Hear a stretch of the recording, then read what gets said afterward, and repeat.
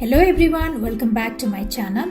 Today I'm here with another great recipe which is Sandeko momo or Chatpata momo. This is really good recipe for leftover momo.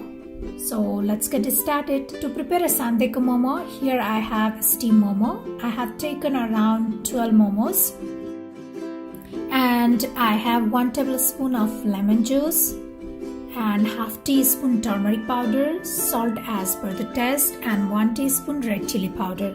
I have some garlic cloves and soaked dry chili and 1 boiled tomato.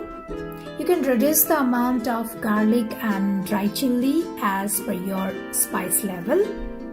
And I have mustard oil and methi seeds, and I have 1 small size onion sliced.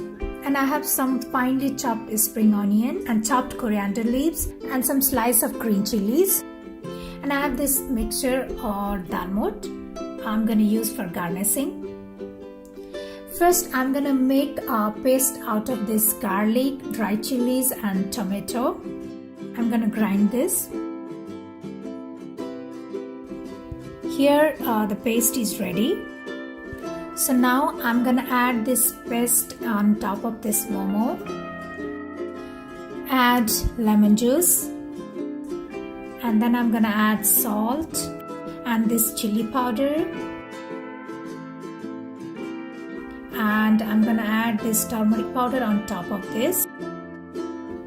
In a pan I'm gonna add a little bit mustard oil and then methi seeds. Now the methi seeds turns into a dark brown color. So I'm gonna add this oil on top of this turmeric powder. Now I'm gonna add green chilies, chopped spring onion, cilantro and onion sliced. And mix it really well.